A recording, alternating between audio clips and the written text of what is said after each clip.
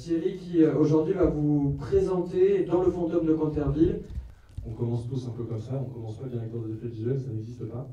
Donc on fait d'abord des plans, et puis après on imagine des choses, on les réalise, on les crée, et puis on prend des responsabilités, et puis on devient directeur des effets.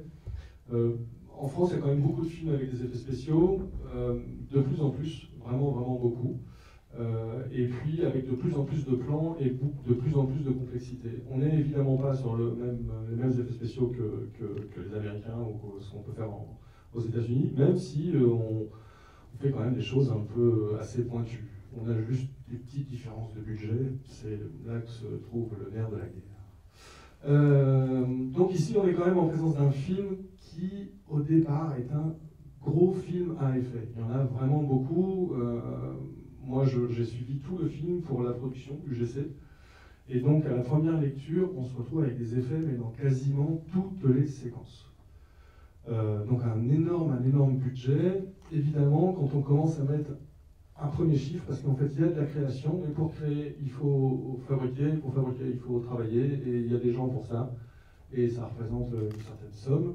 Et à un moment donné, dans le financement du film, on se rend compte que cette somme n'est pas en corrélation avec le financement. Donc il faut trouver des idées, il faut trouver des solutions pour créer des choses qui puissent correspondre à ce qu'attend le réalisateur et aussi à ce qu'attend la production, c'est-à-dire un devis qui correspond à ce qu'ils ont comme investissement.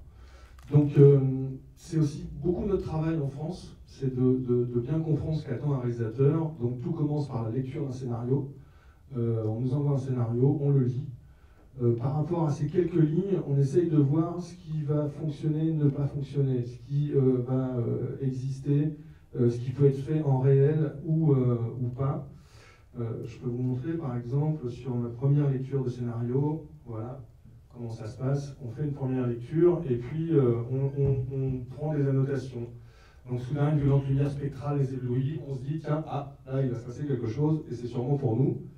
Le ténébreux fantôme traverse les murs, tiens donc, à moins qu'on ait trouvé un comédien qui arrive, mais sinon, non. Donc ça va être pour nous. Et en fait, tout ça, on fait ça sur toutes les pages du scénario. On fait un premier relevé, on fait un rendez-vous avec le réalisateur, et puis justement, on parle de ça, et parce que parfois, il y a les mots, mais il y a aussi ce que vraiment il veut représenter.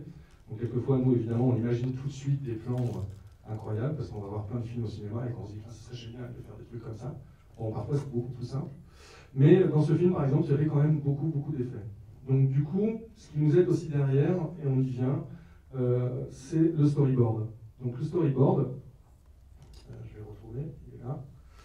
Le storyboard, c'est quoi? C'est ça. C'est-à-dire qu'on a un storyboarder qui travaille en corrélation et en échange avec le réalisateur. Le réalisateur lui donne les idées. Et puis, on commence à dessiner.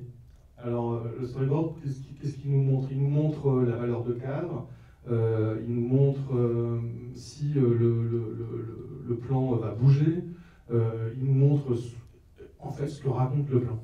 Donc, on peut s'apercevoir ici, si jamais je vais là où on s'est arrêté sur le scénario, ça correspond à ça.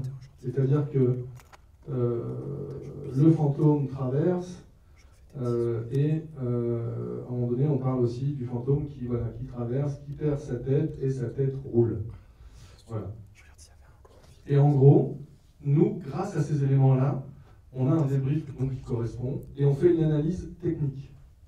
Et grâce à cette analyse technique, on arrive justement à déterminer quels vont être les besoins pour fabriquer le plan.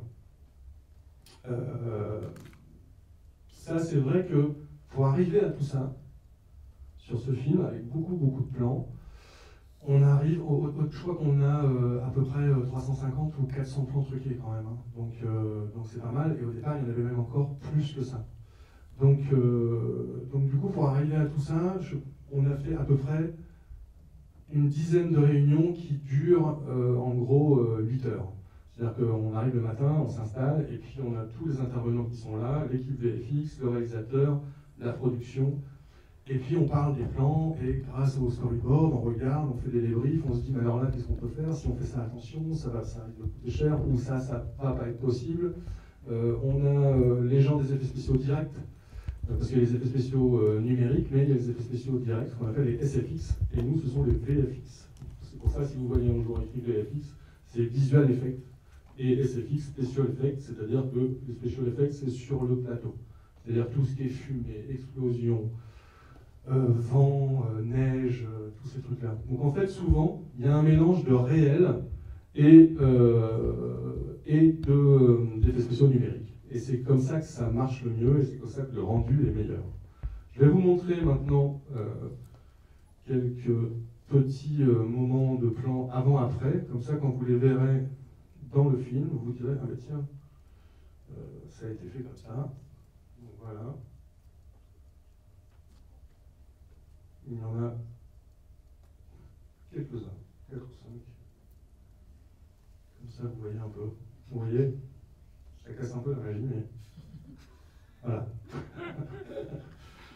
Donc voilà, il y a eu beaucoup ce genre de plan. Où a été tourné ce film? En Bretagne? Non. Il a été tourné intégralement en Belgique. Donc voilà, ce genre d'effet, le travail sur sa tête qui se décroche. On a essayé de lui demander s'il savait le faire tout seul, mais en fait ça ne marchait pas. Donc voilà, il y a des mélanges. C'est un film plutôt un peu à la Scooby-Doo, c'est-à-dire que c'est des effets un peu volontairement drôles, comiques. Donc on pousse les traits, c'est-à-dire qu'on va vraiment pousser le style. C'est la même chose par exemple sur ce genre d'incrustation. C'est vraiment volontaire d'avoir ce rendu. Ce rendu que vous pouvez voir là.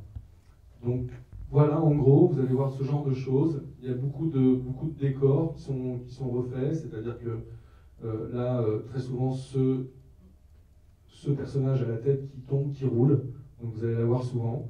Quelquefois, elle est en latex, et quelquefois, elle est en 3D. Voilà. Eh bien, écoutez, je vais vous souhaiter une bonne projection, et puis à très bientôt pour le Fantôme 2. Merci beaucoup, Thierry Delobel, directeur à Fixi Umedia.